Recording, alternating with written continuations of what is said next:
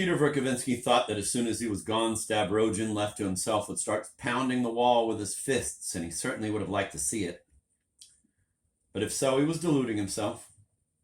Stavrogin remained completely calm. For 2 minutes or so, he remained standing by his desk in the same position, apparently deep in thought. Then a cold, listless smile appeared on his lips. He installed himself unhurriedly on the couch where he had been sitting when Peter arrived, and closed his eyes as though he were terribly tired. The corner of the letter still stuck out from under the paperweight, but he made no move to cover it. Soon he became completely unaware of his surroundings. When Peter left without paying the promised visit to Mrs. Stavrogin, she was unable to resist going to her son's room, despite the unsuitability of the hour. She was at the end of her tether with so much worrying, and somehow hoped that he would explain to her all the things she still couldn't understand. She knocked at the door and, receiving no answer, entered, as she had when bringing Peter to see him. Seeing Nikolai sitting immobile on his couch, she walked over to him, her heart beating. She was surprised that he should have dozed off like that, sitting upright and motionless, even breathing inaudibly.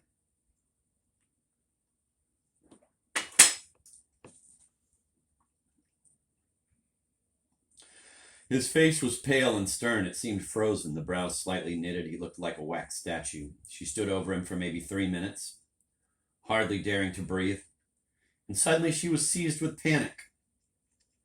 She tiptoed out of the room, stopping by the door to make the sign of the cross over him. She left unnoticed, carrying in her heart an even heavier sadness.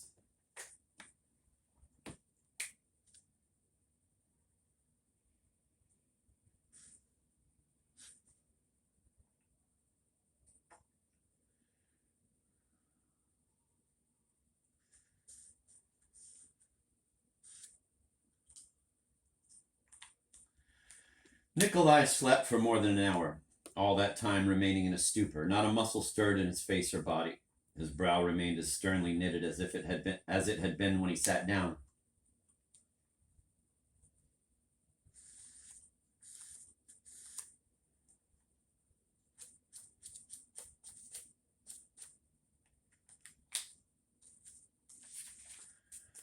Had his mother stayed for 3 minutes longer, she probably would have been unable to bear the depressing sight of this lethargic immobility and would have wakened him. But he was alone when he opened his eyes, and having opened them, he still didn't stir for another 10 minutes. He appeared to be looking intently at some object in the corner of the room, although actually there was nothing there to attract his attention particularly. Then the large wall clock struck the half hour softly and dully. Stavrogin turned his head and glanced worriedly at it. At that moment, the other door of the study opened, and Alexei, the footman, walked in. In one hand, he carried Nikolai's warm overcoat, scarf, and hat, while in the other he held a silver tray with a note on it. "It's 9:30, sir," he announced in a quiet voice. He laid the clothes he had brought across a chair in one corner of the room, then held out to Stavrogin the tray with the note, which consisted of 2 lines written in pencil. Nikolai read them, took a pencil from the desk, wrote 2 words on the same piece of paper, and replaced it on the tray. "Take it back as soon as I've left. Now I'll dress," he said, getting up from the couch.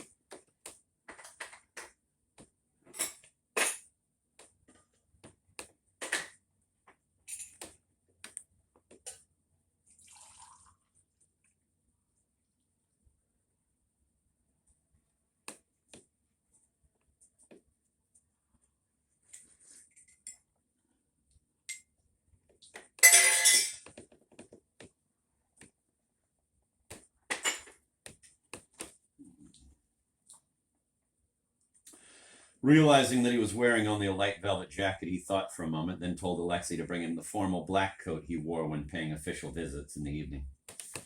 When he was dressed, overcoat, hat, and all, he locked the door through which his mother had come to visit him, took the letter he had tried to conceal under the paperweight, and walked silently out of the room, followed by Alexei. He followed a corridor that led to a narrow stone back staircase. They went downstairs and entered a small room that gave directly onto the garden. In a corner, there was an umbrella and a small lantern that had apparently been placed there for this occasion.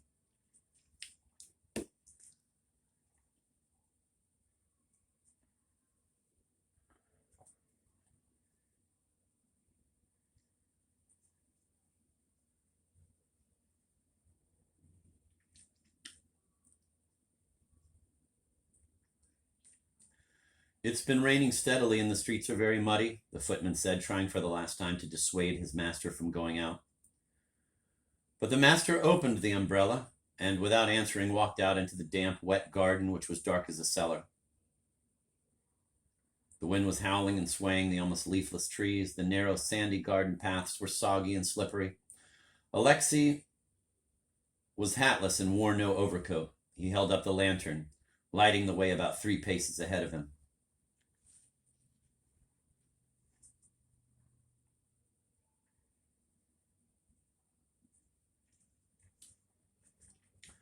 Doesn't it make us too conspicuous? Stavrogin asked suddenly. They can't see us from the window, sir, and besides, everything has been thoroughly prepared, Alexei said in a quiet, even tone. Mother asleep? Madame retired at 9 exactly, as she's been doing recently, and there'll be no way for her to find anything out, sir. At what time shall I expect you back, sir? He added, daring to ask a question. At 1 or half past, not later than 2. Very good, sir. They followed winding paths that they both knew by heart and reached a small gate in the corner of the stone wall surrounding the garden. It led to a small, narrow side street and was always locked. Alexei produced a key. Won't it creak? Stavrogin inquired, alarmed again. Alexei explained that he had oiled it himself the day before and again that day. He was soaking wet by now. He unlocked the gate and handed the key to Stavrogin. If you have decided to go far, sir, may I say that I would beware of people who you may meet, especially in the dark, deserted alleys, sir, especially across the river. Alexei was unable to refrain from giving his young master this one additional warning. He had known Nikolai as a small boy, carried him in his arms, and was a responsible, serious-minded servant who had a taste for reading devout books. Don't worry, Alexei. God be with you, sir, but only if what you do is righteous. What? Stavrogin stopped. He was already in the street. Alexei firmly repeated his words. Formerly, he would never have dared to express himself to his master in such a way.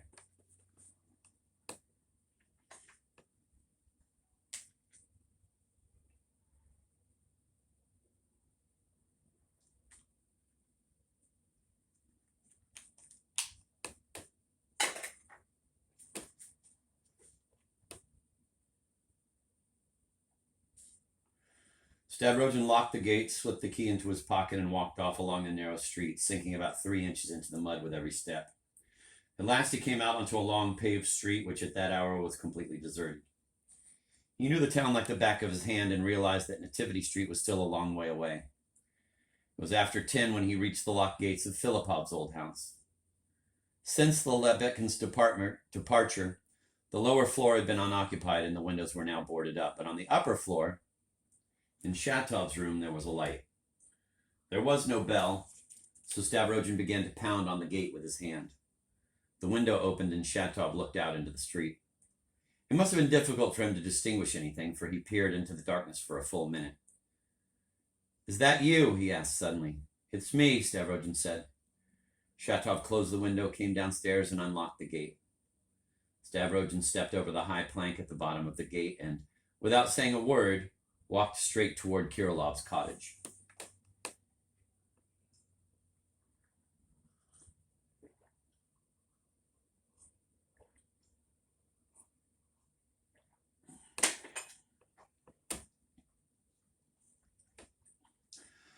The cottage doors were unlocked and in fact open. The passage and the first 2 rooms were dark, but a light shone in a third room, the one in which Kirilov lived and drank his tea. Laughter and peculiar exclamations came from there. Stavrogin walked toward the lighted room, but stopped in the doorway. There was tea on the table.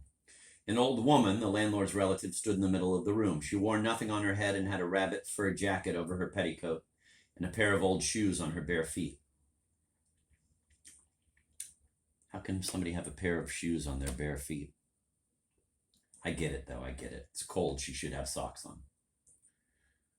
She held in her arms an 18-month-old child wearing nothing but a shirt, its little legs bare. See, its legs were bare. It didn't say its legs were bare except for shoes. Its cheeks flushed, and its almost white hair ruffled. The child looked as if it had been The child looked at it as if it had just been picked up from its cradle.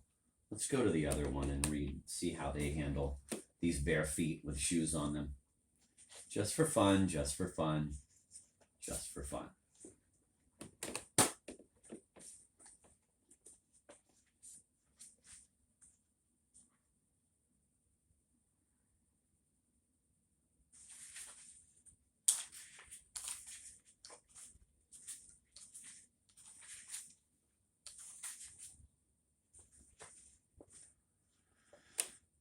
The entryway and the first two rooms were dark, but in the last room, where Kirilov lived and took his tea, light was shining and laughter could be heard, along with some strange little cries. Nikolai Vsevolatovich went towards the light, but stopped on the threshold without going in. Tea was on the table. In the middle of the room stood the old woman, the landlord's relative, bareheaded, wearing only a skirt, a rabbit skin jacket, and shoes over her bare feet. Damn. She was holding in her arms a 1.5-year-old baby. It wasn't an 18-month-old, it was a 1.5-year-old. I know, it's the same thing. Dressed only in a little shirt, with bare legs, flushed cheeks, tousled white hair, fresh from the crib. It must have been crying. Tears still clung to its eyes. But at that moment it was reaching out its arms, clapping its hands, and laughing as little children do, with a choke in its voice. Kirilov was bouncing a big red rubber ball on the floor in front of it. The ball bounced up to the ceiling, came down again. The baby shouted, "Ba, ba." Kirilov caught the ba and gave it to the baby. The baby threw the ball itself with its clumsy little hands, and Kirilov ran to pick it up again. Finally, the ba rolled under the wardrobe. "Ba, ba," shouted the baby. Kirilov bent down to the floor and reached out, trying to get the ba from under the wardrobe with his hand. It's always fascinated me, again, that Dostoevsky will keep saying ba, ba. Like, I know that the baby means ball, but why does he feel the need to keep saying it the way that a baby would say it?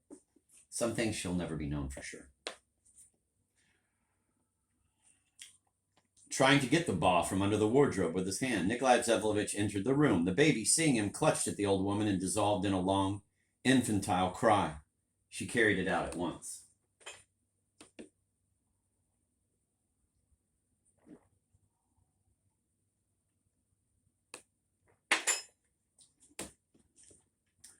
"Stavrogin," said Kirilov, raising himself from the floor a little, the ball in his hands, without the least surprise at the unexpected visit. "Want some tea?" He stood up all the way. "Very much. I won't refuse, if it's warm," said Nikolai Vsevolatovich. "I'm soaked through." "Warm, even hot," Kirilov confirmed with pleasure. "Sit down. You're muddy. Never mind, I'll mop later with a wet rag." Nikolai Vsevolatovich sat down and drank the full cup almost at one gulp. "More?" asked Kirilov. "No, thanks." Kirilov, who had not sat down yet, at once seated himself across from him and asked, "What have you come for?" "Business. Here, read this letter from Gaganov. Remember I told you in Petersburg." Kirilov took the letter, read it, put it on the table, and looked up expectantly. "As you know," Nikolai Vsevolatovich began to explain, "I met this Gaganov a month ago in Petersburg for the first time in my life. We ran into each other about 3 times in public. Without making my acquaintance or speaking with me, he still found an opportunity for being very impudent. I told you at the time, but here's something you don't know. At that time, leaving Petersburg before I did, he suddenly sent me a letter which, though unlike this one, was still improper in the highest degree, and strange, if only that it contained no explanation of why it had been written. I replied to him at once, also with a letter in which I stated frankly that he was probably angry with me for the incident with his father 4 years earlier, here at the club, and that for my part I was prepared to give him every possible apology, on the grounds that my action had been unintentional and caused my..."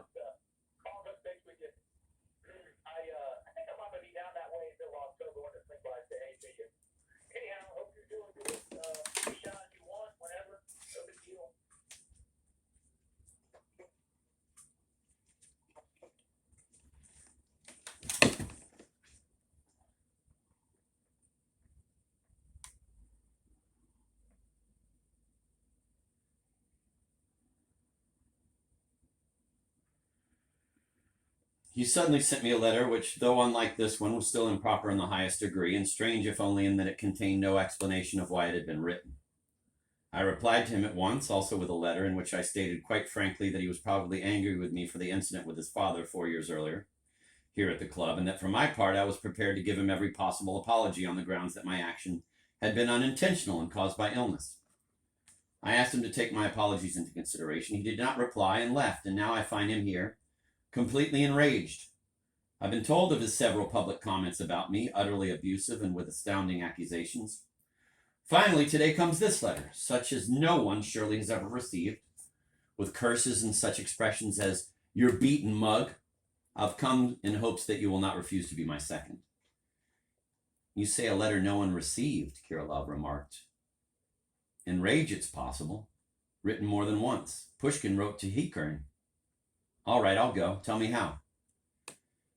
Nikolai Vsevolatovich explained that he wanted it to be tomorrow and that he would certainly begin with the renewal of his apologies and even with the promise of a second letter of apology, but with the understanding that Gaganov, for his part, should also promise not to write any more letters. The letter in hand would be regarded as never having existed. Too many concessions. He won't agree, Kirilov said. I've come primarily to find out whether you will agree to take these conditions to him. I will. It's your affair, but he won't agree. I know he won't. He wants to fight. Tell how you'll fight. The point is that I'd like to finish it all tomorrow for certain. You'll be at his place around 9 in the morning. He'll listen and not agree, but he'll get you together with his second, say at around 11. You'll arrange things, and by 1 or 2, everyone should be on the spot. Please try to do it that way. The weapon is pistols, of course, and I especially ask you to arrange it like this. The barriers should be 10 paces apart. Then you place each of us 10 paces from the barrier, and at a sign we start walking towards each other. Each must be sure to reach his barrier, but he can fire before as he's walking. That's all, I believe. 10 paces between barriers is too close, Kirilov observed. 12 then, only not more, you understand? He seriously wants to fight. Do you know how to load a pistol? I do, I have pistols. I'll give my word that you've never fired them. His second will also give his word about his, 2 pair. And we'll do odds and evens, his or ours. Fine. Want to see the pistols? Why not? Kirilov squatted down in front of his suitcase in the corner, which was still not unpacked, but from which he took things as he needed them. He pulled from the bottom a boxwood case lined with red velvet, and took from it a pair of elegant, extremely expensive pistols. I have everything, powder, bullets, cartridges. I also have a revolver. Wait. He again went into the suitcase and pulled out another case with a 6-chambered American revolver. You've got plenty of weapons, and very expensive ones. Very, extremely. The poor, almost destitute Kirilov, who incidentally never noticed his destitution, was now obviously boasting as he displayed the treasures of his weaponry, no doubt acquired at great sacrifice. You're still of the same mind? Stavrogin asked after a moment's silence, and somewhat cautiously. The same, Kirilov answered curtly, guessing at once by the tone what he was being asked about, and he began to remove the weapons from the table. When? Nikolai Vsevolatovich asked even more cautiously, again after some silence. Kirilov, meanwhile, put both cases into the suitcase and sat down in his former chair. That's not up to me, as you know.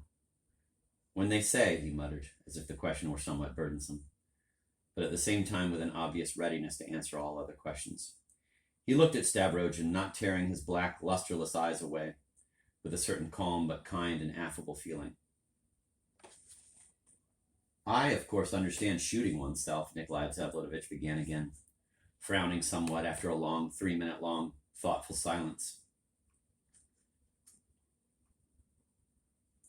Again, a fucking 3 minutes, this motherfucker.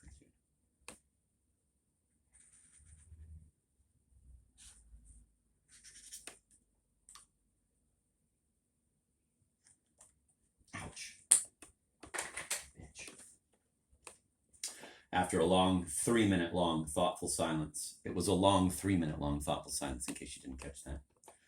I myself have sometimes imagined, and there's always some new thoughts here,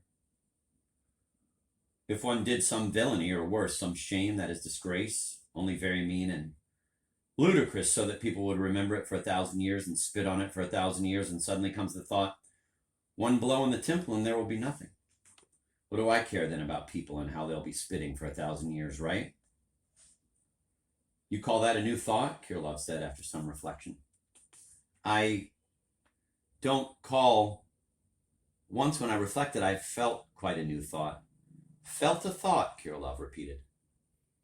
That's good. Many thoughts are there all the time and suddenly become new. That's right. I see much now as if for the first time. Suppose you lived on the moon, Stavrogin interrupted, not listening and continuing his thought. Suppose that there you did all those ludicrous, nasty things. From here you know for certain that there they'll laugh and spit on your name for 1,000 years, eternally, all over the moon. But you are here now, and you're looking at the moon from here. What do you care here about all you've done there, or that they'll spit on you there for 1,000 years? Isn't it true? I don't know, Kirillov answered. I haven't been on the moon, he added without any irony, solely to note the fact. Whose baby was that just now? The old woman's mother-in-law came. No, daughter-in-law. It makes no difference. 3 days. She's lying sick with the baby. Cries a lot at night. Stomach. The mother sleeps and the old woman brings it. I give it the ball. The ball's from Hamburg. Bought in Hamburg. To throw and catch. Strengthens the back. A girl. You love children? I love them, Kirillov echoed. Quite indifferently, however. So you also love life? Yes, I also love life. What of it? Yet you've resolved to shoot yourself? So what? Why together? Life's separate, and that's separate. Life is, and death is not at all. You started believing in the future eternal life? No, not future eternal, but here eternal. There are moments, you reach moments, and time suddenly stops, and will be eternal.